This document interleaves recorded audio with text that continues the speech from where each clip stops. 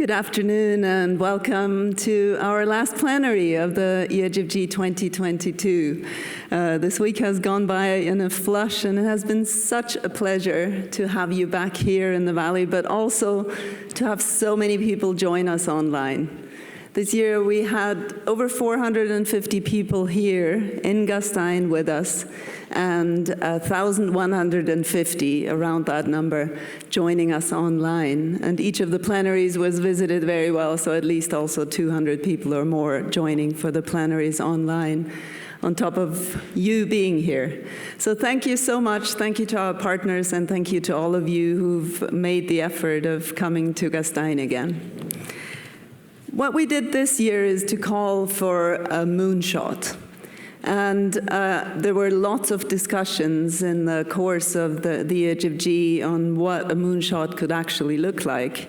So we asked our participants, both online and also on site, to share with us what that moonshot is for them. What is their mission for health in the coming years, or what is your mission for health in the coming years?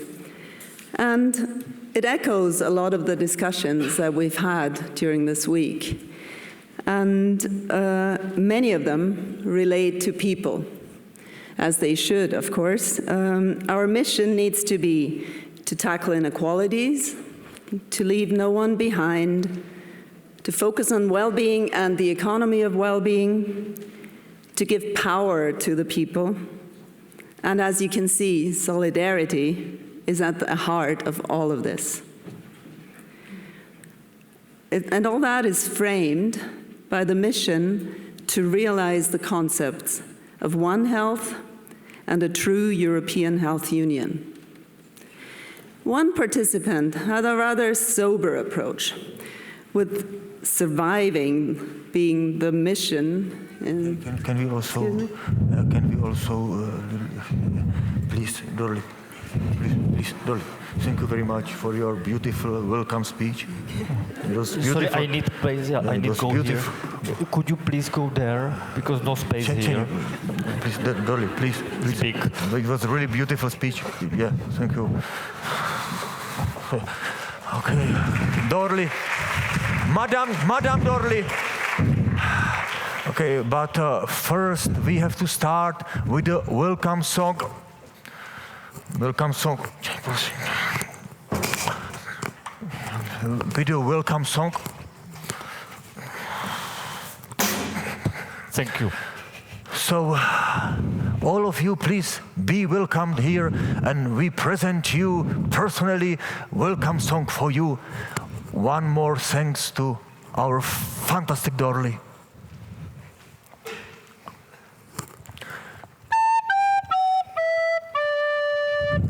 Fia, fia, fia, fia, fia.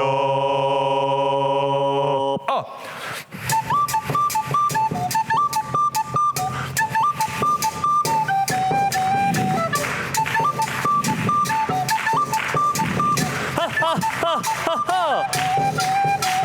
Let's go to the moon, we will be there soon. So long, so far from the earth, reaching moon is no problem. Through the winds, through the air, through the clouds and stratosphere. Listen music from the heaven, every night and every day.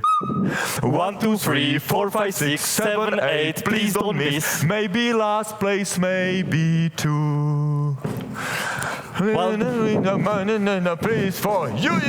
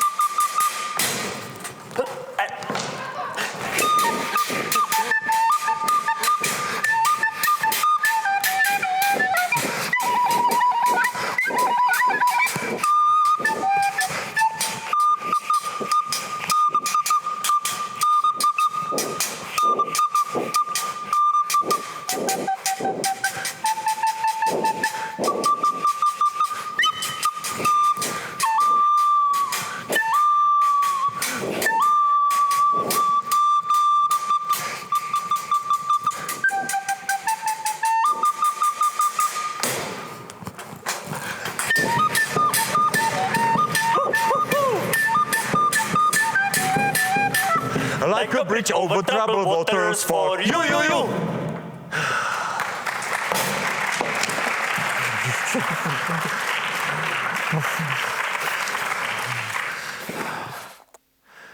Heavy.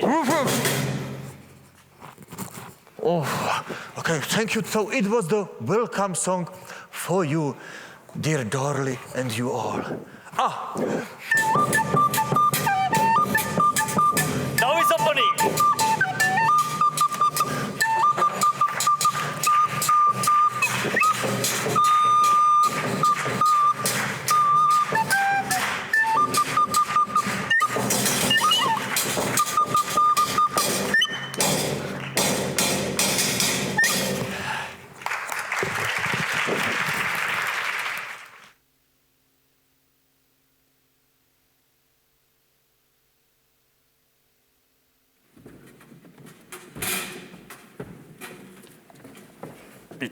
Thank you.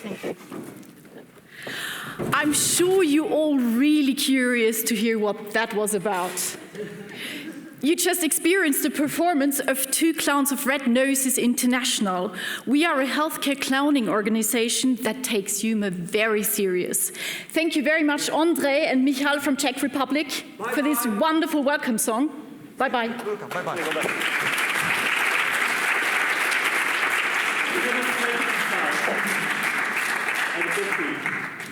My name is Magdalena Klamminge, and I'm in charge of the International Artistic Department of Red Noses International. We are a healthcare clowning organization that has been present in healthcare environments for more than 25 years. We are present in 11 countries in Europe and abroad and have activities in many more around the world. We believe in the power of humor and laughter. And why clowns? Because clowns are, as figures, they greatly contribute to the empowerment of vulnerable groups by reversing weak aspects into strong ones. In our framework of change, we identify the needs we see in the world and take that as a goal and how to look, the world should look instead, and that gives us the why of our work. Our professionally trained healthcare clowns work basically with everyone who is in need of joy. That can be children in hospitals, seniors in elderly homes, children that experience crises such as refugees, and also children and people with disabilities. Additionally, we give workshops for healthcare professionals because we believe that humor and creativity can contribute to the well-being, and that is something particularly in the healthcare sector that is needed now more than ever. You may well ask, is this serious? Yes, this is very serious work. All our work is evidence-based, and we collaborate closely with healthcare professionals and rely on research and evaluation to ensure the positive impact of our work. The area of work that is most researched is the work we do with children in hospitals. You all know, and we can all imagine, that children in hospitals have to cope with issues of separation from their family. They often struggle with loss of control, with confusion, naturally also their pain during their hospitalization. And it's scientific consensus that the work of healthcare clowns can significantly improve the hospital experience of children. This effort, we put a lot of effort into researching the work. Our first evidence is, of course, the smiles we see with our patients in hospitals, but there is a lot of scientific proof of our work already. It is scientifically researched that the work of healthcare clowns can improve the mood and decrease the fear of patients in hospitals. Children are less worried.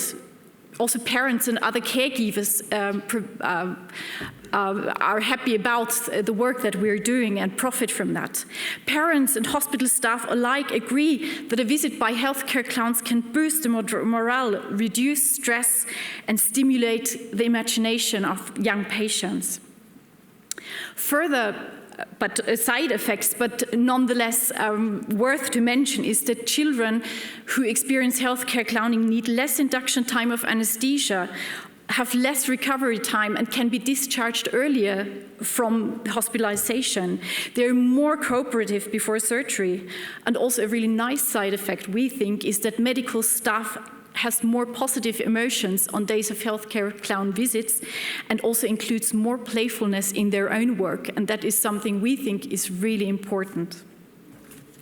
You can find this and many more evidence on our research base on our website, and check this out if you're interested. The importance of arts in health and well-being is increasingly recognized, and initiatives are supported by the European Commission and the WHO. More and more institutions recognize the importance in involving humor, joy, and creativity in the work they do in the hospitals and in healthcare environments. Together, we want to reach for the moon with you and integrate healthcare clowning into treatment and prevention methods in health and social standards. So if you're interested to learn more, please find us outside. We have a stand there where you can collect more information. And we can also, we're happy to discuss possibilities to collaborate.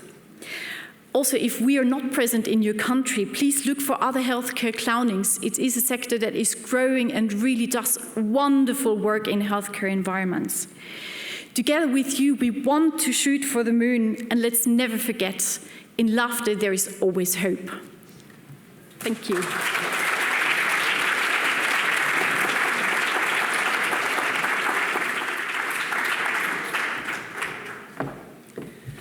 A big thank you to Magdalena Klamminger and Red Noses International for reminding us of the power of humor and joy. Thank you very much. And it's now my pleasure to hand over to our Vice President, Ilona Kickbusch. Not that you need much of an introduction, to guide us through this closing plenary. Thank you very much.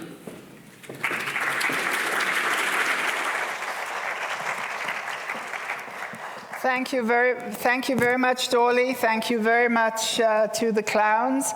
Our panel does have red trousers partly, but not red noses. But we've tried to stick to the theme one way or the other. What to expect at this closing panel? We will have first a video input from one of the world's leading economists. We will have a panel. We will have input through Matthias Wismar from the newsroom. And of course, we will have cartoons from Flores. And at the end, we will have some uplifting words from my president, our president. So I hope you can stay with us until the end. And we hope you will enjoy this session. You can look out there. The sun is shining. So this seems to be an indication. Maybe as we were shooting for the moon, we were able to push away some clouds at least to get some of the sun in. And I hope that is also the atmosphere in which we will be discussing. So at the beginning of this part of the session, it's my great pleasure to introduce to you Professor Mariana Matsugato. I already said she's one of the world's leading economists. She is the chair of the WHO Council on the Economics of Health for All. I'm delighted also to be part of that council. And she runs, and I will read this out so that it's correct. She is the founding director of the Institute for Innovation and Public Purpose at University College London. She has worked with many heads of state, with the G7, the G20. I mentioned the WHO. She's also worked with the European Union. And she actually wrote quite an important paper for the European Union with a focus on this notion of the moonshot. And to some extent, we took that notion from the work of Mariana. And I can't read it all out to you, obviously, but she did set 5 criteria that are necessary if one selects such a policy mission. And that's, of course, what we're on about. And it's obvious, and this is what we've been discussing here, that it needs to be bold and inspirational. It has to have societal relevance. You heard public purpose. It's got to have clear direction. And it's got to be ambitious, but realistic. And that's what we will focus on the panel. You know, how can we have that ambition of a European Health Union, but how can we be realistic in the here and now, how we achieve it? So over to Mariana. Please show the video. Hello, my name is Mariana Matsugato. I'm a professor at University College London, where I founded and direct the Institute for Innovation and Public Purpose. And that concept of public purpose will be the focus of my intervention today. I'm also the chair of the World Health Organization Council on the Economics of Health for All. And I want to start with the work of the council. The council starts with the idea that, you know, the economy is actually an outcome of decisions we make in all sorts of different organizations. And if we're actually interested in the concept of health for all, which of course with COVID-19 should and has become a global objective, then it's not going to happen just by talking about it. We actually need to structure the economy to deliver on it. So this all-woman council is thinking about different types of missions and objectives which really have health for all at the center, and then it backtracks and says, what does this mean for intellectual property rights? What does it mean for the way we think about fiscal capacity, public sector capacity, public-private partnerships when we innovate? In other words, let's design the economy to deliver on the goal of health for all. And our work so far has been divided across 4 different pillars, one around value. How do we value and account for health for all, both at the macroeconomic level, so beyond GDP, but also at the microeconomic level, so within companies, but also within households. Second, we've looked at the financing. What does it mean to finance health for all? So it's not just a financing gap, filling the gap here and there with some money, but actually the conditions within the financial sector and within, for example, the contracts that are embedded in loans, what does it mean to have those contracts embed principles around the common good and health for all?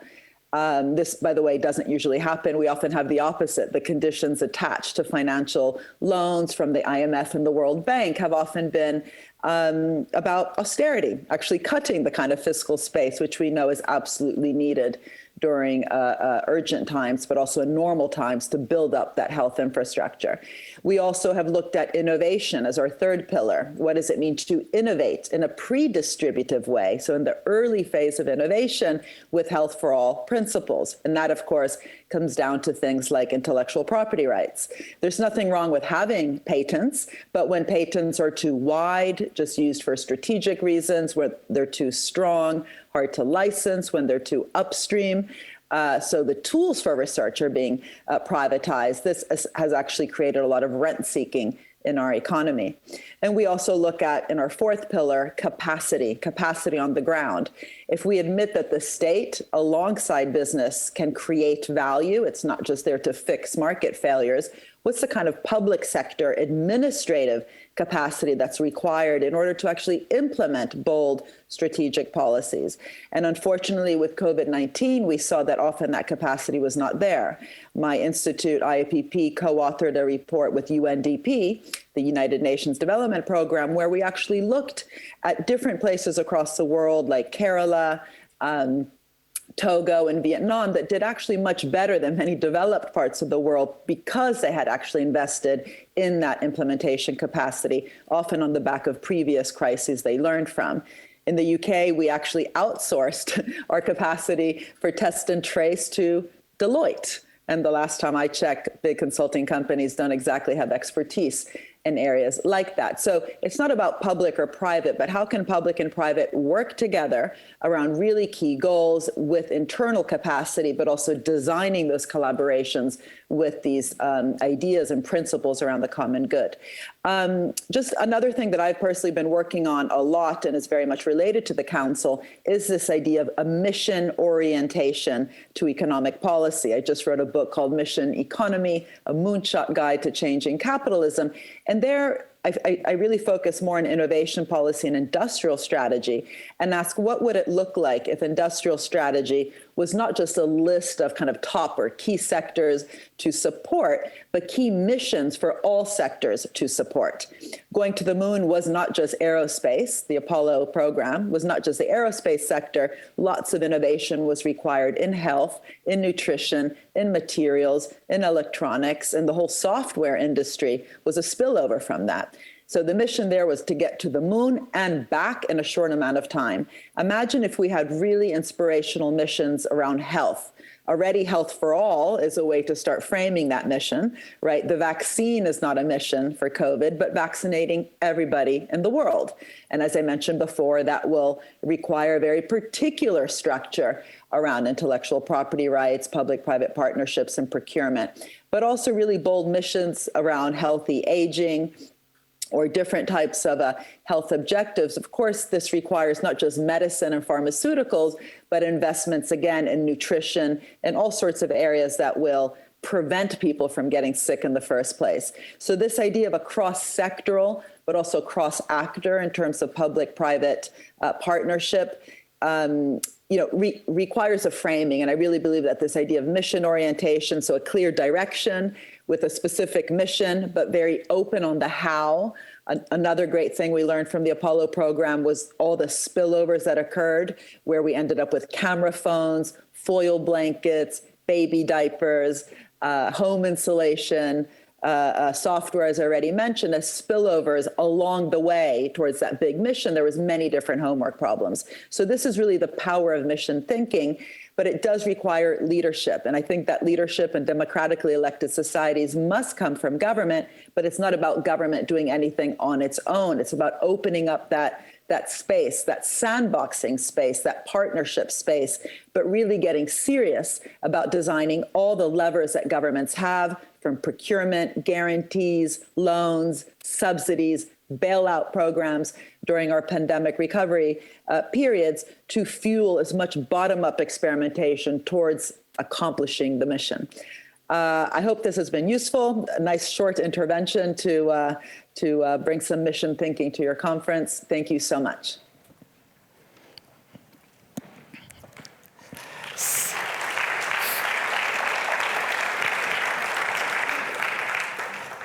So thank you to Mariana, and I think one of the most important sentences and that she had in that expose was, and I had already referred to it when I said what are the principles of a moonshot, is the societal relevance.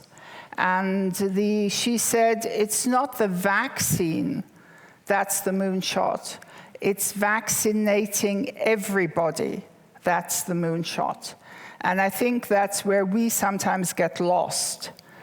We don't think of the for all. And we heard here earlier from Dorley how important that message of equity is. And that societal relevance, I think, also has to be a criterion when we talk about the European Health Union. So I want to invite the panelists to come up stage. We have two panelists that are with us on video. I'd like to introduce first Andrea Amon, the director of the European Center for Disease Prevention and Control. Andrea, I hope you're feeling okay. You couldn't join us because of the thing we all grapple with. And I'd like to introduce Emma Cook, the Executive Director of the European Medicines Agency. Very welcome to the two of you, and delighted that you're joining us for these two rounds of panel discussion.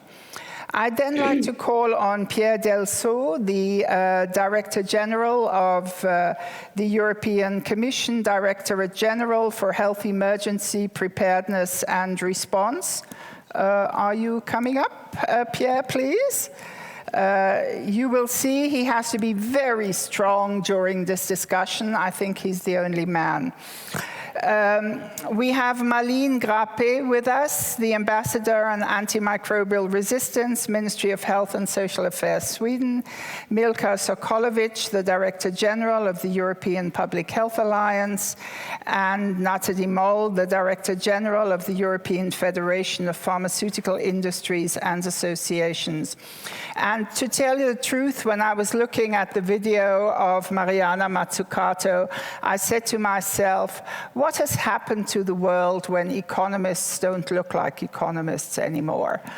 So we do need guidance, and we are going to have a first round of discussions where we want to talk more broadly about the challenges that we face. And I'd like to start with you, Pierre.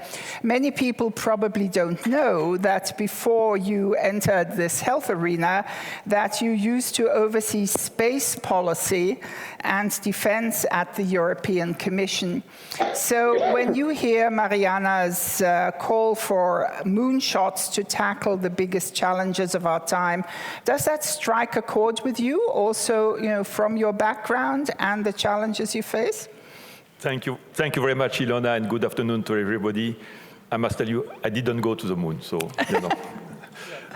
yet, probably never, But I believe it's important what we have heard about the moonshot and what's happening in the space sector, because we can make certainly comparison with what should be happening in the health union. The first message when you talk about going to the moon is the fact that people have a vision, have a dream, they have an objective. But what is even more important, we have achieved this objective.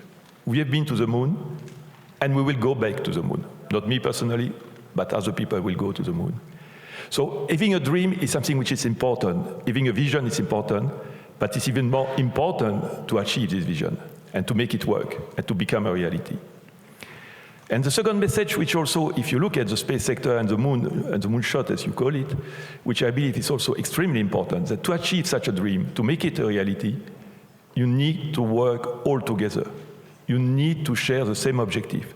You need to join forces. And the third element, which is also extremely important, you don't reach the moon overnight. It takes a long time to go to the moon, and you have to do different steps. Now, if I turn to the health union, because we are here to talk about the health union, not my former job. If I talk to the health union, first of all, I hope it will be achieved before we go back to the moon. Look, you don't know when it will be. If you know when we go back to the moon, it's a very ambitious target. I can tell you that. But I hope it will be achieved before we go to the moon. But if we apply what we do for reaching the moon, if we apply it to the health union, what does it mean for us? First, it means that member states, stakeholders, civil society, everybody is convinced that we need to have a health union. And that's something we need to maintain, because when there is a crisis, health crisis, there is a consensus. When the health crisis is over, people tend to forget and focus on other crises, and we have Ukraine now, we have energy, we have, unfortunately, many other crises. So it's important that we maintain the momentum, we maintain the vision. The second element, which is also, I believe, extremely important, is the fact that we need to do steps towards this direction.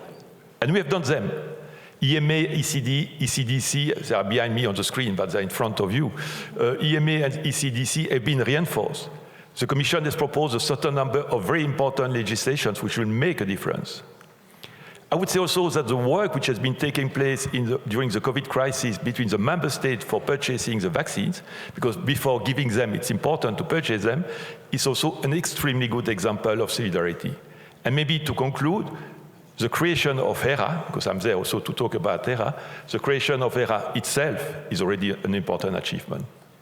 So can you tell us, Pierre, what part of the mission is HERA actually? What does it want to move forward? And you said, one's got to keep the mission in mind. Everything has to work towards that mission. How do you see HERA positioned there? I would first say the mere fact that HERA has been accepted by the member state is itself already a very important step forward. You don't imagine 10 years ago, even 5 years ago, member states accepting that at the EU level, a body would simply work with them to try to coordinate the crisis response and preparedness for the next crisis. I believe 5 years ago, when you were celebrating your 20 years of Gastein, it would have not been possible to imagine such a thing. So I would say the mere existence of HERA in itself is already an indication that things have changed. The second element, which I believe is important, that we don't want HERA to decide of everything. We want to have an inclusive approach. We want to have a cooperative approach with member states, with stakeholders, with industry, because we need industry too. So we want to have this inclusive approach. And again, this is important because we will not impose health union. We will, all of us, develop a health union. And that's the way we want to work as HERA. And finally, HERA has resources, we have money, and we have concrete actions that we are developing with the member state. And at the end of the day, it's also by doing things that you achieve something. So I'm an optimistic by nature, but I would simply just conclude by saying, if HERA shows that it's useful, we will make some very important progress.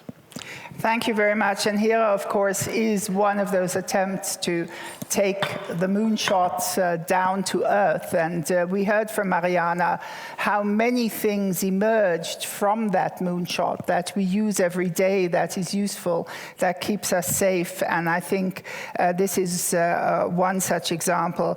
Milka, if you could say more about this, what do we need here on earth now? And you heard that Mariana said we need to reorient our economy much more towards health and towards health for all principles. And so could you say a bit about that? What is the thinking there of your organization? How does civil society see this moonshot? Well, let me start with the landing, and this landing might be a bit hard, but there is light. I actually find it puzzling that we as a society are actively quiet in this crisis. We are in a hurricane of crises. We have discussed it over and over again at this conference. We have a climate and ecological breakdown. We have the pandemic and wars. We have the energy, cost of living crisis, food security crisis. What I find shocking is that we, as people, are quiet. We, either blinded by the daily politics or blinded by the economic interests, we choose to keep our eyes shut before the fact that our economic and political systems are still driven by profit alone. That our health systems are hardly fit for the challenges, which are massive, and that inequalities are growing at a catastrophic rate. We choose not to recognize the health as the basic human right and the core value of each of our societies, and also that people's planet and people's health and planet's health are one. And what I find most worrying is that we choose to accept the decline in the core European values, and that gaping divide between East and West and the values that are lived and observed in Western and Eastern part of the EU realm. And also we choose to accept the denial of equal rights to every person living in Europe. So I find ourselves sitting complacent, shrugging our shoulders, brushing the issue under the carpet, or if you want, if in medical terms, we are in pain, but we refuse to take the painkillers. We satisfy ourselves with fancy detox smoothies, if you want. So that's how I see the situation at the moment. So if you look at the people here and all the people online, what is it they should do? Should they be out in the streets? What is it they should do? Well, we need two massive changes. One is the change in the economic system that Mariana was talking about, or you can call it a well-being economy or donut economy. We need a dramatic change in the economic system such that it puts the well-being and health of people and planet at the center. And we need a change of our political system such that the rich cannot buy the decisions that they want. However, I cannot really see that change happening on its own. That change needs a massive nudge because there are too many and too big interests involved, and this change will have, or these two changes will have to be triggered from the inside of our societies by the people who do take painkillers. What I'm really hopeful of, and you can call me an idealist, is that that panic point that we are in will actually turn into a tipping point. I believe that people are far ahead of those that represent them. And we see it from the youth climate movement, we see it in the riots defending the rights of women in Iran.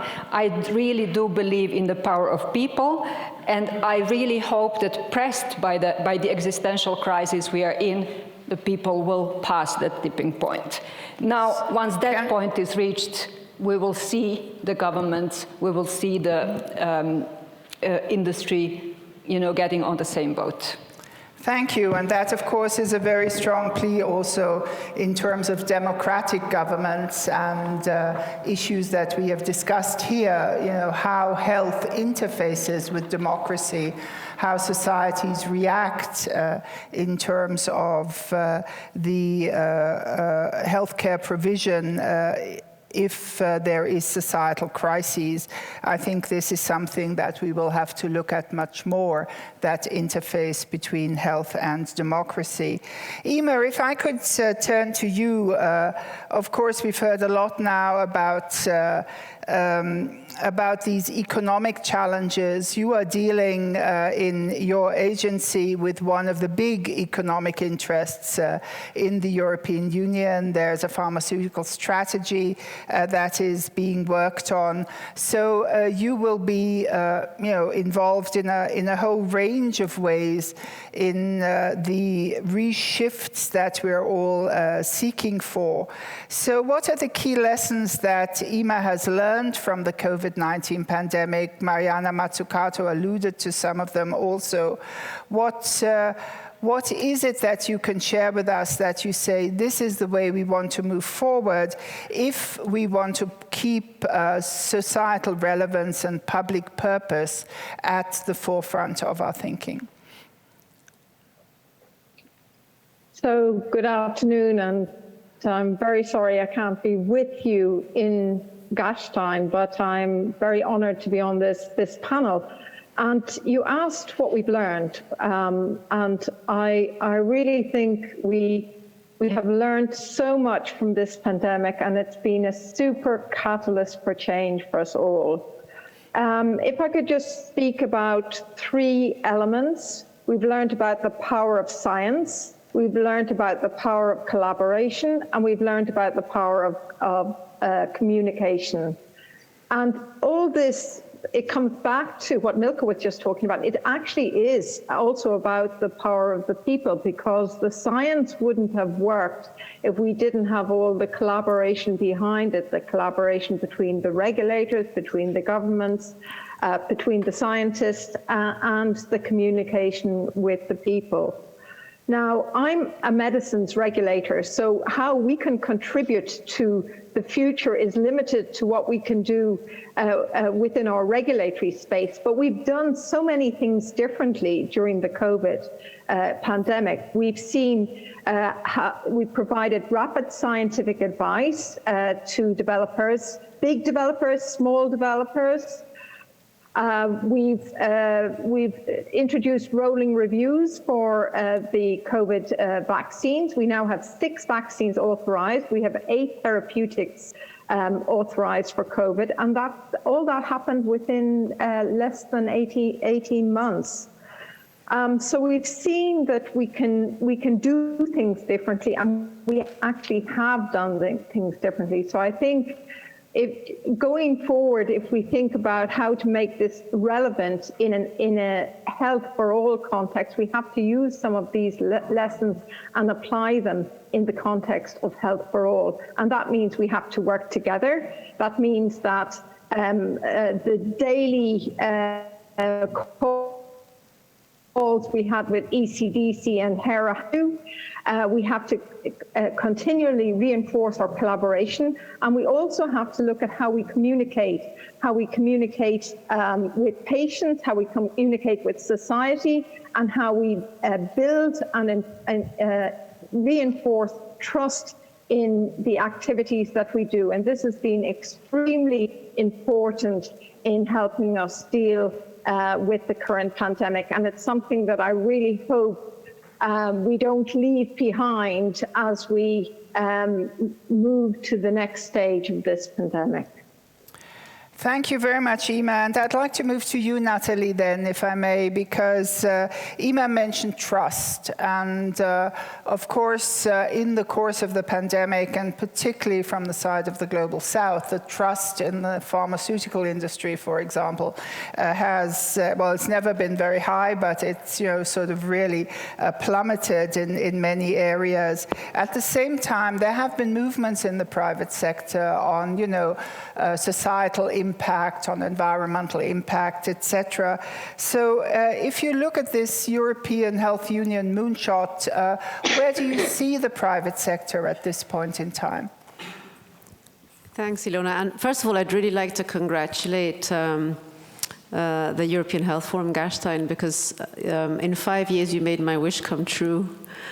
When I came 5 years ago, I really said, we have such incredible minds and expertise and people here for 3 days, but we are each convinced that we can reach the moon on our own with our own ideas and based on our own convictions, and here we are all looking on how to reach the moon together for everybody. So for me, it's really an incredible experience to sit here today and over the past few days and see that. Of course, we've had COVID in the middle, and COVID was a little bit like a cosmic version of well-being, health and well-being, right?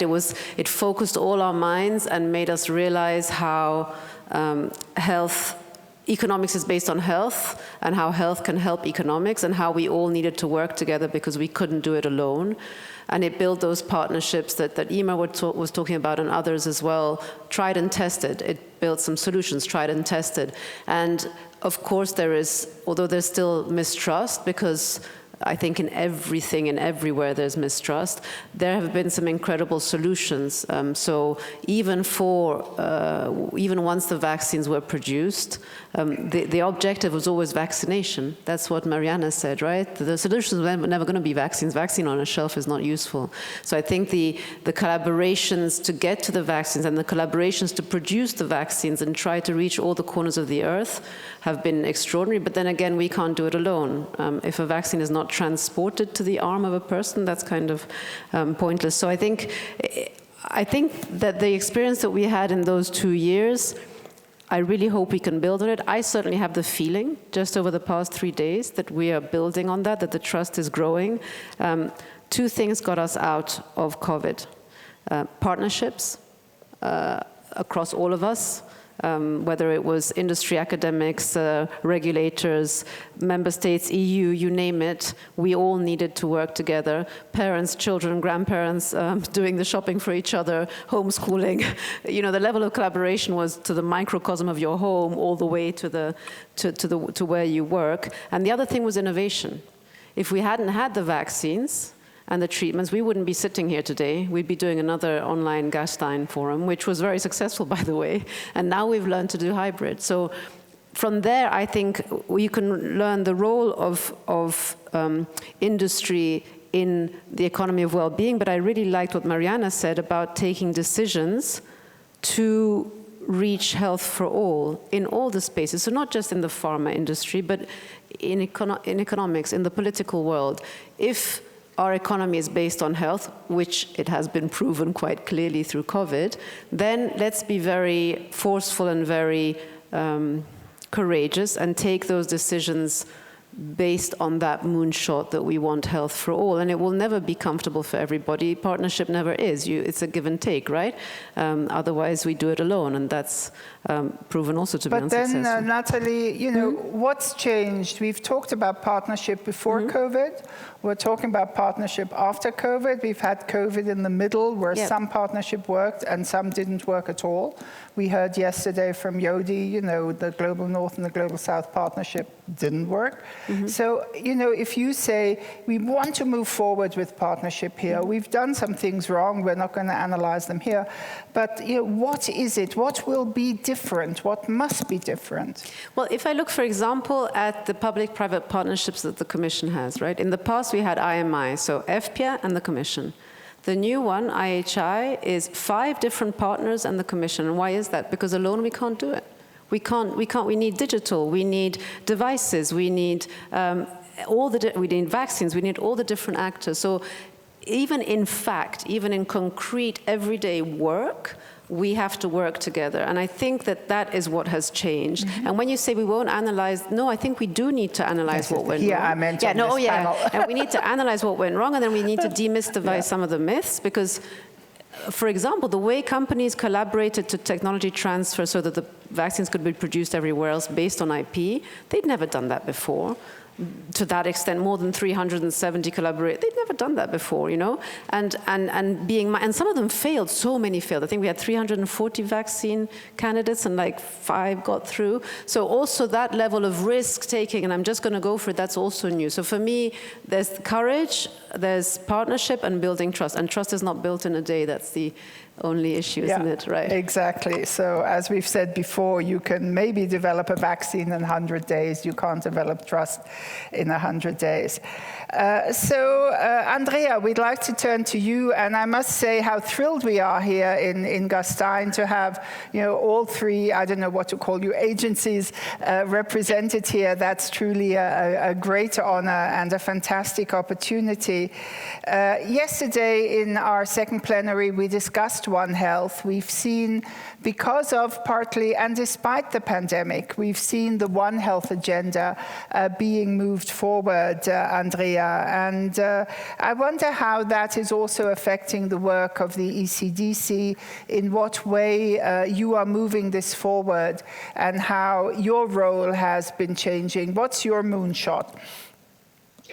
Yeah, thank you, Ilona. And good afternoon, everyone. I want to just bring back to memory that this connectedness with the universe is nothing new. It's from 16th century, Galileo Galilei. There's a quote saying, all things are connected with invisible lines, you cannot pick a flower without disturbing a star. So One Health is something that's just a part of this whole connectedness. And for us, being only in one part of this One Health with human health, and even in the human health only in a part of infectious diseases, what it means is that we have a number of areas with the emerging viral diseases, with food and waterborne diseases, with antimicrobial influenza, where we have collaborations with other actors that actually represent the other parts of the One Health. And that is at the European level, in particular, the other agencies, for instance, EFSA for food and waterborne diseases, for the vector-borne diseases, for all zoonoses, for influenza and AMR. And for AMR, we also work with Emma and her colleagues. And that's a long-standing collaboration. For when we go a bit further outside of the European Union, then we are involved in the Transatlantic Task Force on Antimicrobial Resistance, TATFAR, that also brings together veterinary and food sector, health sector from the partners. And we have been collaborating with the Zodiac, nice celestial connotation also. Zodiac initiative that is headed by the International Atomic Energy Agency and the FAO. So there are, and we are working with for the environmental aspects also with the Environment Agency. So there is a lot of collaboration, and that echoes what was said, that you cannot do this alone. But what does it really achieve? It achieves that we're doing joint analysis, and that we're doing better and better. It achieved that we have joint conclusions. And then it should lead to joint actions. And there we certainly can do more. However, I believe we have come already a long way. Because I think we have started the sharing the knowledge, we have started building trust, we have stopped finger pointing. And when I just think on this dialogue between clinicians and veterinarians, who is the more responsible for AMR, now both know that they are both responsible. But I think there's still more that can be done so that we finally get to somewhere in the union. Thank you.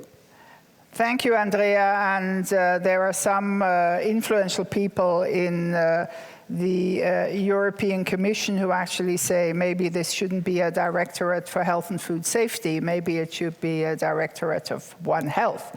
And maybe that's another moonshot, and that's where I turn to Sweden, and I turn to Malin Grapp. She's the ambassador on AMR, as I introduced her earlier in Sweden. So when you hear about this,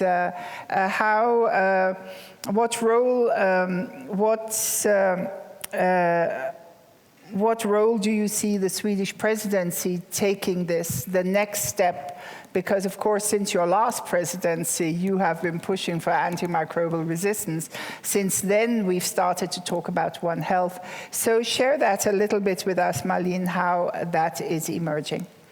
Well, thank you very much for inviting me and for this question. I think, again, to repeat a little bit what has been said, but I think it is important that this still ongoing pandemic has really increased the momentum and the opportunity for the EU to work more coordinated, and that includes really the One Health approach. And as much as we would want to avoid crisis, we can also acknowledge that they actually contribute very much to development and often also increased coordination. So One Health in the upcoming EU presidency, I mean, we, as a representative now for Sweden, very much appreciate the steps already taken on the establishment of the European Union, and it's so obvious that One Health is a part of this. Both when it comes, of course, to pandemic preparedness, for example, but also global health. The global health strategy is also obviously has to include global health, or One Health. One Health. So coming back to your question for our plans, and being the ambassador on antimicrobial resistance, I think this is also is such a good example of the interconnectedness that Andrea also was talking about, where we can not only see the spread of bacteria among people, animals, food, environment, but also actually the specific resistance genes. Then again, a true multisectorial approach and work on AMR includes not only these sectors, but so many more parts of the society, and it includes education, research, trade, international partnership, we can't bring all these in to the presidency. We plan to have, again, a high-level meeting on AMR. We will invite, it will be the Ministry of Health and Social Affairs inviting, but we will of course also use the results from the French presidency that had a One Health AMR conference. And we do hope to build on what has been done, and we also do hope that incoming presidency trios are able to take this forward. We appreciate very much what is already going on in the area within the Commission with the initiatives coming up. And there is so much more to be done. Thank you. Thank you. And of course, we saw one of the results of presidencies working together on an issue here in Gastein yesterday, when there was a discussion on the global health strategy that will probably be adopted, hopefully, under the Swedish presidency. For several years now, the successive presidencies have had working groups on global health. And of course, Andrea referred to the fact that European Centers for Disease Control need to be in close cooperation with global colleagues. AMR is a global challenge. So this interface between the internal and the external nexus of a European health union is also something we really have to keep in mind, and which makes it just one more step complex. So Floris, if I turn to you, what will you show us? What have we been discussing? You always bring it to the point, and then, so.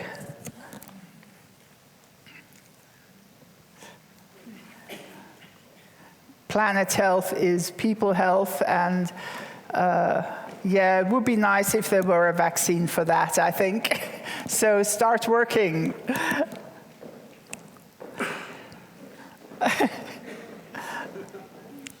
This is really nice, a giant leap for all vaccinations.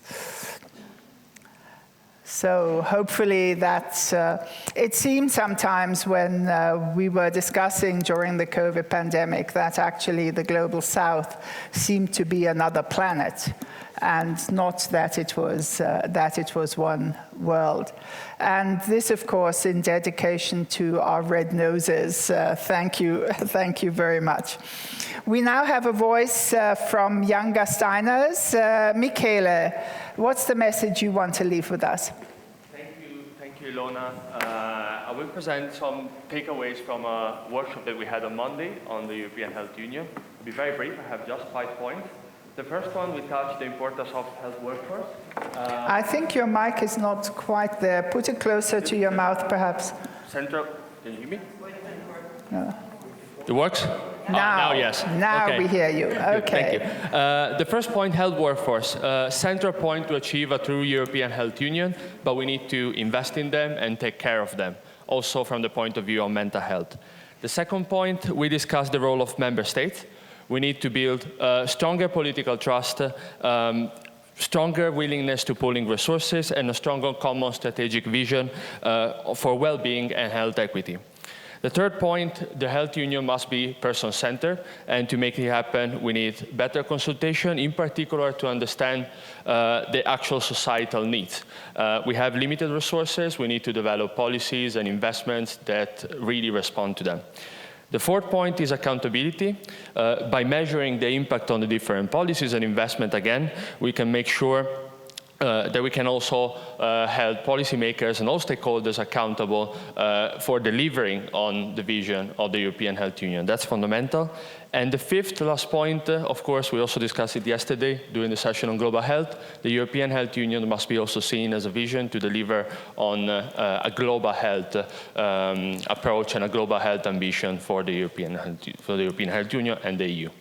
Thank you very much, Michele, for those 5 points. You'll also remember the slide that Dolly had put up where some of those issues were also reflected, and I'm sure a bit later we will hear some of them when we hear more also from Matthias as to what comments are coming in.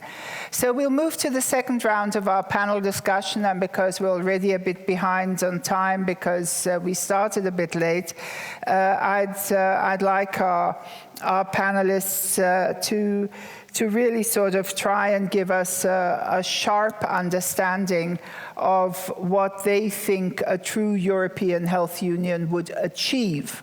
Because we can say, you know, we want a European health union, but what is the difference it will really make if we had a true European health union? What is it that we want to get out of it in terms of what we heard earlier, an approach that's based on health for all and societal relevance? So Pierre, what difference does the existence of HERA make? Does it help build the European Health Union? Is it an outcome of the European Health Union? Will it change under the European Health Union? Will it be more powerful under the European Health Union? How do you see that? You know, thank you very much again for the question. You know, it depends how you call what you call a European Health Union. And that's a very important question, of course. Now, if you look at the whole of HERA, HERA is not the purpose, of course, is to cover all aspects of the European Health Union. We are just there for preparedness for the next crisis and to be ready when there is a next crisis. So will it make a difference? Yes. Why? Because if we want to be ready for the next crisis, we already know now that we need to prepare for it all together. We cannot be again in the same situation where people are reacting in isolation. So it's now that we need to prepare for the next crisis. You know, I've done many things in my life, and you may have noticed, or maybe probably not have noticed, during the economic crisis linked to the COVID, many sectors were affected. One sector did not ask for help from the government, the banking sector. Why? Simply because there was a financial crisis, and measures were taken after the financial crisis to protect and to make sure that this sector is safer. That's what we need to do with the health sector. We need to do better. We need to be better prepared for the future health crisis. Otherwise, I can tell you one thing, there will be a new crisis. I don't know when, but there will be a new crisis, and we'll be exactly in the same situation. So the role of HERA is first and most to be prepared for the next health crisis. And if there is one, we need also to learn the lesson from the crisis, from the COVID crisis. And we need to act together, and that will be the role of HERA. What does it mean? We need, for instance, to be better for early detections, and we work with the CDC. Andrea is behind me again, but working with the CDC is extremely important, and our international partners to early detect possible health threats. That's something which is fundamental, because if you don't detect early, you will not be ready when it comes to you.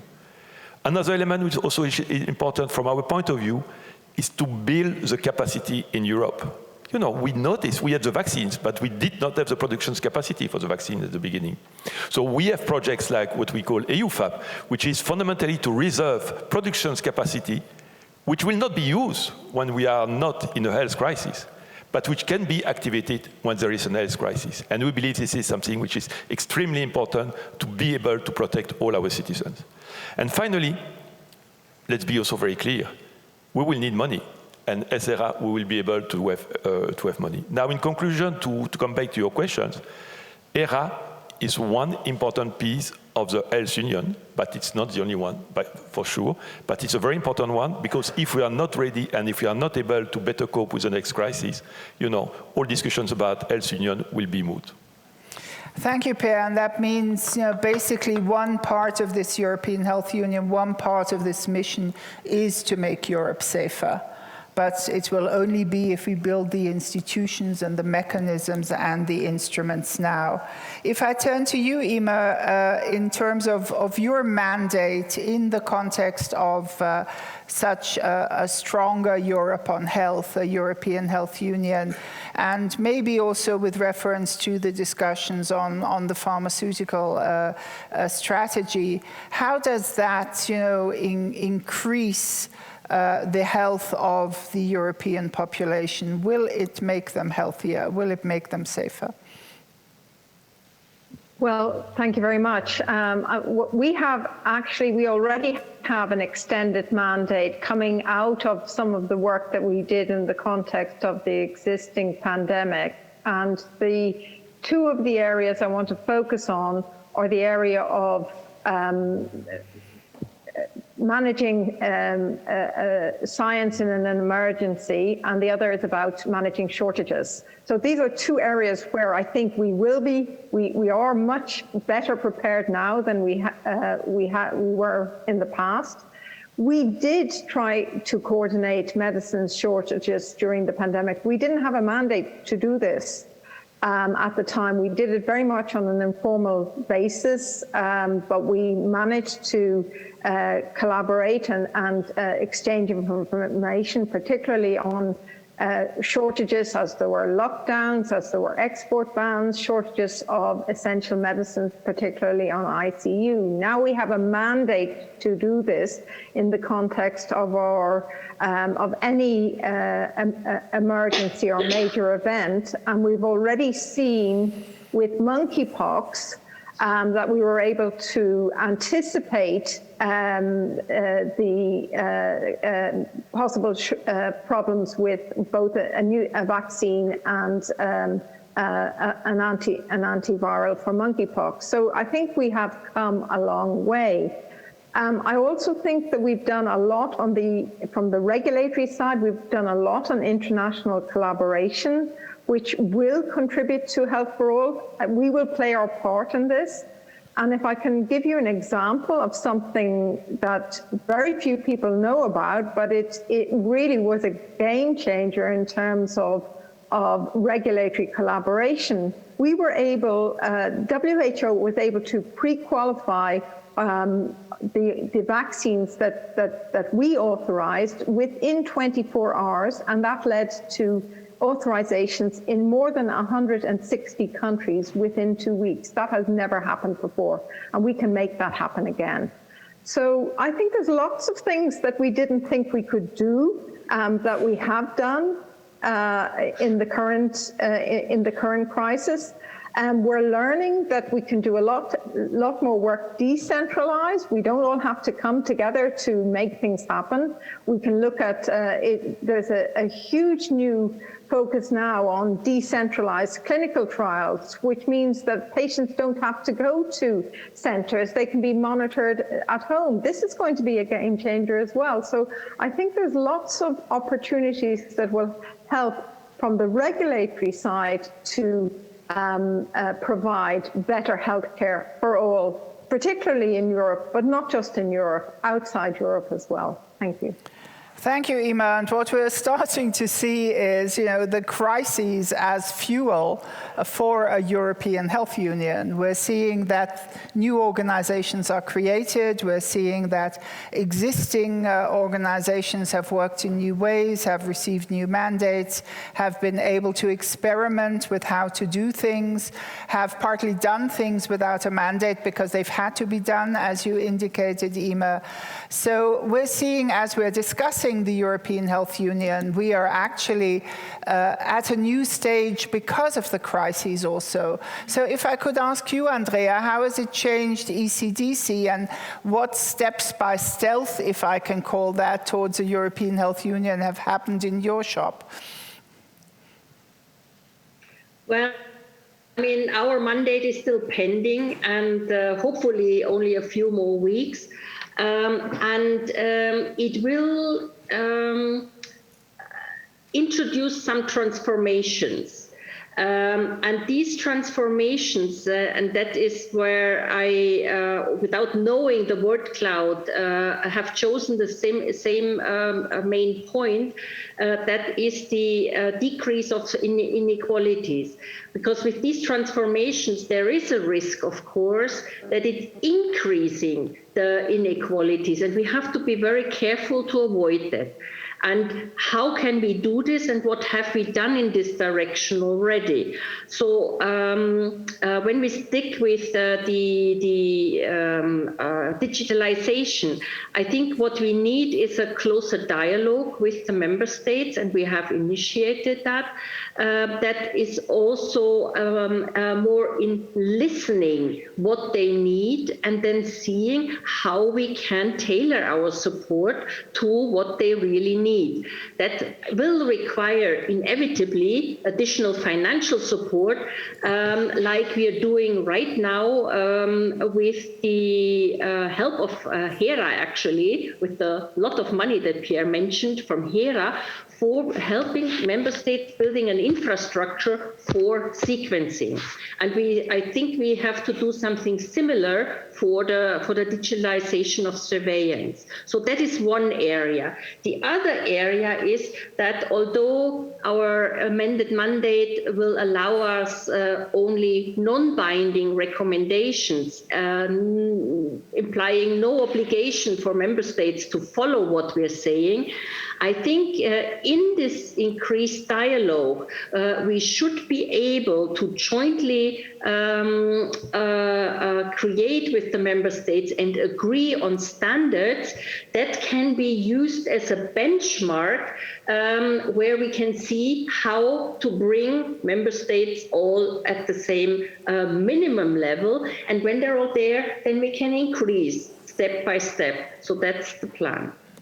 Thank you very much. And you are illustrating how in the process of the pandemic, I think all of you indicated this, there was a learning process in member states that they did need to work together, and that the European Union offered a mechanism to do that, and also learning what has to be improved in terms of the mechanisms, instruments, and the role of the institutions, that is better. And I think, doing a detailed analysis of that, particularly in view of the call from many that there should actually be a treaty change in relation to health, to have a true European Health Union, it might well be that this gives us some indications also in terms of binding and non-binding cooperation between countries.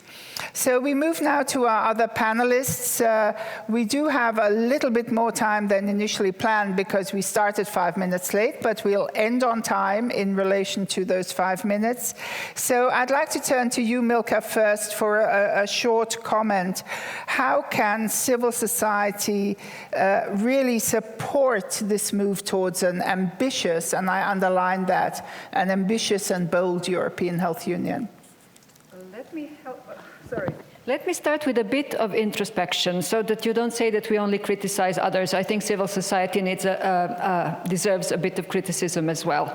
We tend to pursue theory of change that is too modest to make a difference.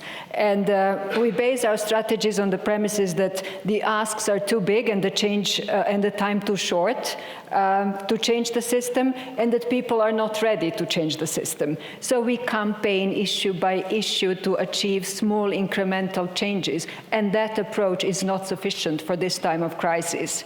And let me just make a point that while we are tiptoeing around, the radical right acts ambitiously, proving us wrong and actually changing the system. So what we need is a very ambitious change that we are all talking about, and a completely systems change, because only a systems change can match the scale of the problem and can inspire and mobilize the millions of people to generate the effective action, and can also restore trust, which is what we were talking about in the system, and bring us back to the values that the EU was built on. And we must work together and simultaneously across all the areas that are conducive to health, so not only the healthcare and health systems. I would like to say that I see a critical role of civil society in that. So I would like, because we can identify the needs of people on the ground, especially of the vulnerable groups, and we can also mobilize people in driving that change. So my message to all would be work with and invest in civil society as a critical partner. But my message to civil society would be stop being timid. Because if we ask for courageous politicians, they deserve to have courageous civil society as a partner. Thank you. A very, very strong message, and a strong message to perhaps that this is a time to move away from issue to issue advocacy, but to come together for a European Health Union advocacy in a new way that can take us forward, that is focused on equity and on inclusion. So, Natalie, from the industry perspective, where do you see the benefit of a true European health union? So I experienced it, despite having 3 nationalities, not belonging anywhere, so being a true European, I experienced it really strongly during the first 12 weeks of COVID. Because we had calls every week with Emer and Andrea and the commissioner, too sometimes, and all the other associations for 1.5 hours to say, what do we need? So the first week was, our trucks are stopped, they can't get through, we need green corridors. The second week was the clinical trials, people are not going to hospital anymore, we need to continue clinical trials, how do we do that? And sometimes it was in the space of a weekend that solutions were given. By Monday, we had green corridors. It was unbelievable. And, I actually get goosebumps thinking about it, because I had my American colleagues, you know how it was a wave and it hit us first, and then, so it hit Asia and then us. And the American colleagues were saying, can you give us some examples of how you do it? But we don't have a supranational organization here, so who's going to help us with our borders? And I said, yeah, sorry. And that was where I saw the value of a European Union that could go beyond borders and facilitate, keep us alive, to be quite honest. The European Union kept us alive, and it was just so, it shouldn't be novel for me because I should know that by now, but it was so tangible, it was so immediate, it was so pressing, and it was 12 weeks I will never forget, to be honest. So that's looking back. I know we're trying to look forward, but I think we need to build on that because it was completely concrete. There was no blah blah on those calls. Each association had 5 minutes. I got each of my people to speak for 1 minute. But sometimes they would say, I don't know where to send my medicines. Like Spain says they need them, but so does Poland. Is one stockpiling? Is the other one patient need? And we would ask Andrea, which one needs the most? And where do we send our medicines? I mean, it was like that, and really impressive. So I think in that sense, the role of the European Union to help us coordinate in times of crisis or not, I hope will always remain and will be strengthened. The strengthening of EMA, the strengthening of ECDC, and the creation of HERA, fantastic. Thank goodness that has happened, and I hope, Pierre, that it allows us not to be unprepared for the next crisis. The European health data space. For us as an industry, COVID kind of gave a boost to digital. We couldn't even measure the people who were dying, so that was a disaster. But the European health data space, if we can achieve that, will give us and patients the tools to be much closer to getting the outcomes that we want for patients and to be able to measure them. And then only 2 last things, capacity of healthcare systems. They struggled so much, right, during COVID. I mean, I can't imagine. My mom was a nurse. I know many nurses and doctors, not just from the human perspective of individual healthcare professionals, but from the general organization of hospitals. So suddenly it was all about, ventilators and intensive care units and throwing other patients out, having to prioritize. a lot of money was spent, a lot of damage was done. We need to help them to rebuild. And in this sense, the European Union has a lot of tools to do that, the EU for Health, the Recovery and Resilience Fund. But please, let's do it also with sharing of best practices. Because, yeah, I think that's a value that we forget. Best practice sharing is a great European Union value.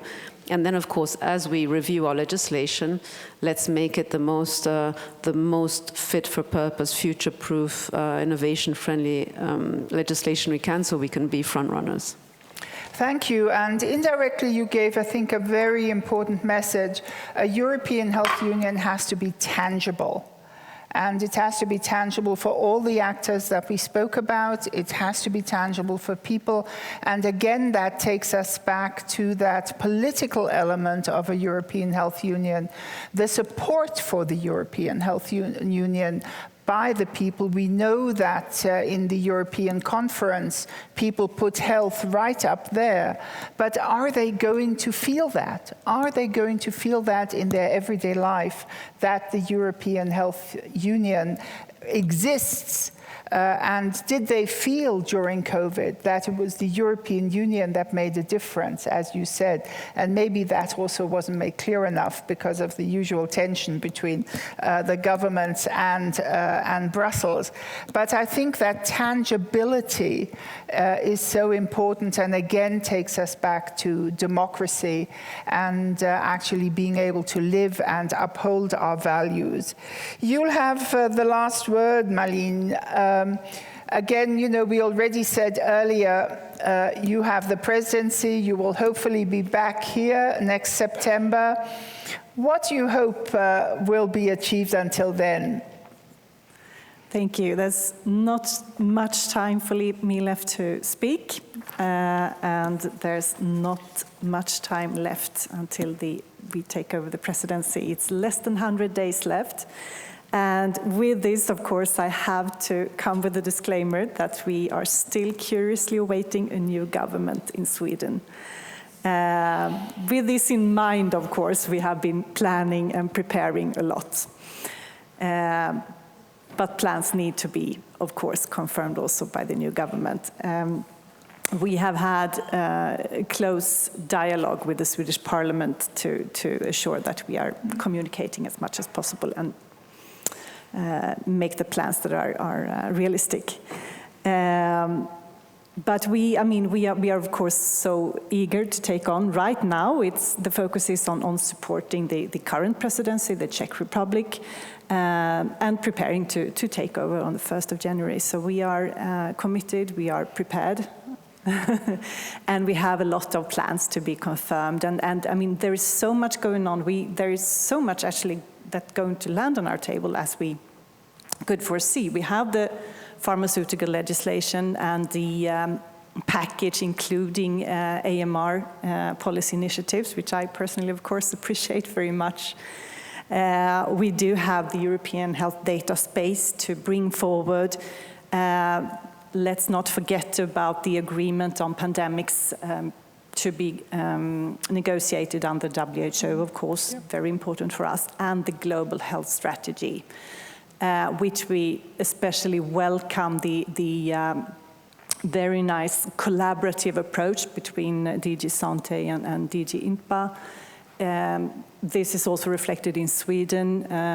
We at the Ministry of Health are always working closely with colleagues in the Ministry of Foreign Affairs on global health, but especially to bring the strategy forward, of course. Lots of meetings and conferences planned. Of course, pharmaceuticals, cancer and life science will be on the agenda in addition to AMR for the high-level meetings. So we really do believe that we can bring the development of the European Health Union forward to bring in the added EU value into the future work. There's a lot left, and I hope to be back next year and see how far we got and who's taken over, I mean, how things are taken over as well. Thank you. And that, of course, is an important message also to all of us that we sort of reflect on what respective presidencies have achieved, particularly in terms of moving us towards such a European Health Union with its internal and external dimensions, as you mentioned. I'm really quite proud because we have stuck to our time. Thank you, wonderful panel. I'm going to come back to you. But first of all, now it's Matthias. Matthias, what have you heard from audience comments? Thank you so much, Ilona. Actually, Slido at the beginning was a bit sluggish, but I also monitored Twitter and quite a lot came in on two subjects. One was, what do we actually need to do to make the transition to European Health Union? And we need to train policymakers because they still think about cost, not investment. It was coming from a former policymaker, actually. We are still discussing unsiloed world and a siloed world, so that is clear. And there was also quite some mentioning of the need to further expand the consensus, which we already seem to have here actually in Gastein. There was a comment that trust is actually in this regard the fuel we should use for going to the moon. And of course, we should build on civil society and the people. And we must not leave behind science. You know, when we travel for European Health Union, it must be science-based. And there were a couple of also very concrete things mentioned, like an EU fund for digitalization of pandemic surveillance, things like this. But there was a brief discussion on where are we actually at the moment on our travel to the moon. And the, let me say, skeptical position was, oh, there are obstacles, implying we haven't come that far. But there was another contribution saying, haven't we actually started our travel more than 20 years ago here in Gastein? And as an indicator of our speed of travel, somebody wrote, what is actually HERA? So I think we are traveling quite fast, and we need to explain quite a lot. Thank you so much. Thank you, Matthias. A wonderful summary, and I love this idea, and I'm sure Flores will somehow pick up on it, of trust, and I would add democracy as a fuel for the European Health Union. So let's see some of those systems change. There doesn't seem to be a button for that. So stop being timid. Look, you can use that. This is binding or not binding. Aha, now of course that's what some people would see, that this will chain you to maybe something you don't like that much.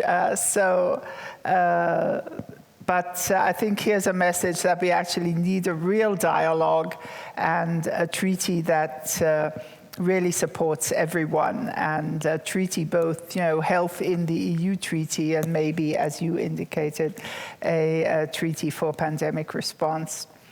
I'm just a policymaker.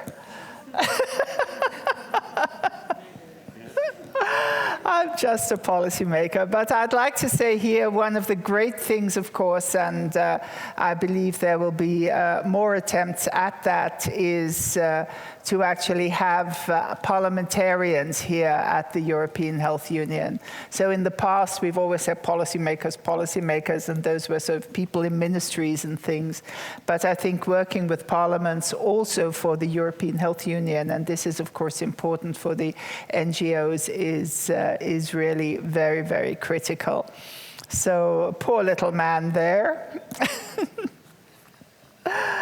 So one last one.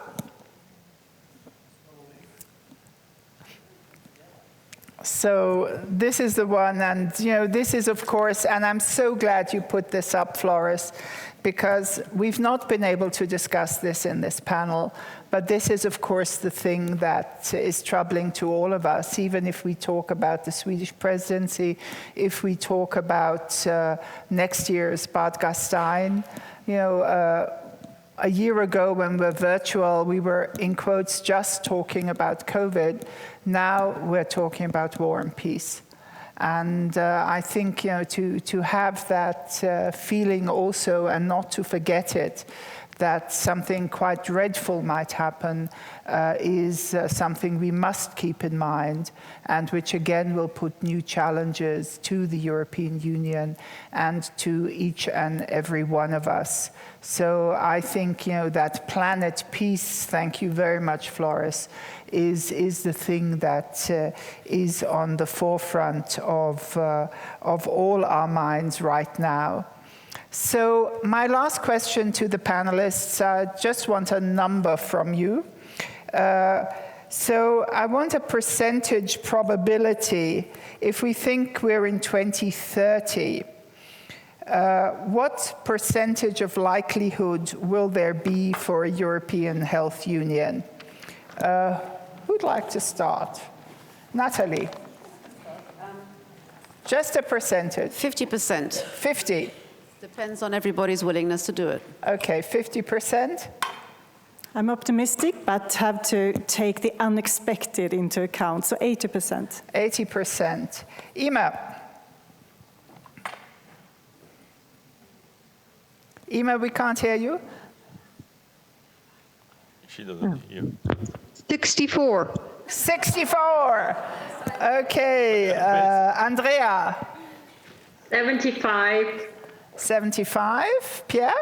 We are back to moon on 25, so I would say 75 too. 75? I started gloomy, but I'm very optimistic, so I would say 80. 80. So you have a feeling of what this panel thinks. I hope that many of you will help us get to the 80, the highest bid. And it's now my great pleasure to ask Clemens, our president, Clemens Auer, to come up and give some final comments. Do you want us to stay? Shall we leave? I'm very brief. Yeah. Dear friends, thank you, Elena, my beloved vice president, for a wonderful session here. Wow, what has that, really strong 4 days, and when we started, especially on Tuesday, I was a little bit pessimistic. Do you remember when we talked about the perma crisis and financial crisis, climate crisis, war with all the ugly siblings of a war, the health workforce crisis we haven't really tackled much on, but this is really important to think about, etc., etc. And remember, I warned us that maybe we should avoid the depression comes one of our next big crisis. But I think with all your help, with all the wonderful panelists, and Pierre, we have to recognize that women are much stronger than us, and the younger people are much stronger than us. We are, we have to think about it. But anyway, I think you share the optimism. This panel shared the optimism, many other panels shared the optimism. So I think we all can go away from Bad Hofgastein this year with the notion that the 25th session of the European Health Forum was a very good one, was a very optimistic one, was an upbeat one, even if we have to recognize that we're in all these moments of perma-crisis. And Ilona said one very important thing. When we talk about the moonshot to the European Health Union, it has to be tangible. To be frank and honest, some of you know that I had the big privilege to co-chair together with Sandra Galina this steering group of the European member states and the European Commission for the purchasing of the COVID vaccines. To be frank and honest, in my long professional career, this was the most exciting thing for me to do, because this was tangible for each and every European citizen. For each and every European citizen from the north, from Finland to Portugal, from Sofia to Iceland. Because why was it?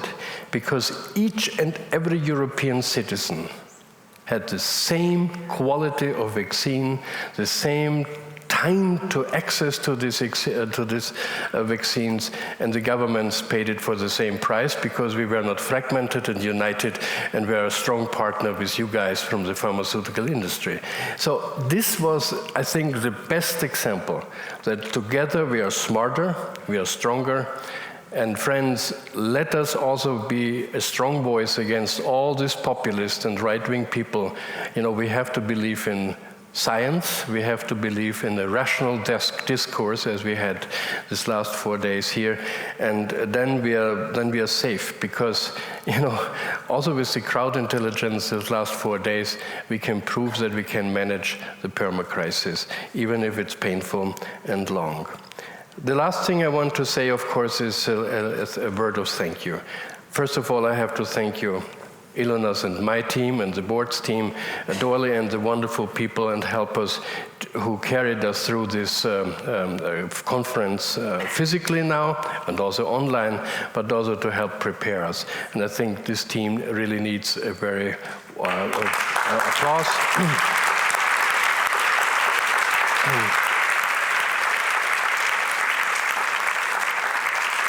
But I also want to extend this to the teams of the Observatory, of the European Commission, of the WHO Euro. You know, it is really a group effort that we can put together this conference and the excitement of this conference. And it was probably, and Paul, you said it was the best of the European Health Forums ever. So it was our 25th, so of course it was the best one. Finally, friends, for me, next year, I promise you that we land on Earth again after the moonshot. We already had a discussion, an initial discussion at the board meeting, you know, what to pick next year.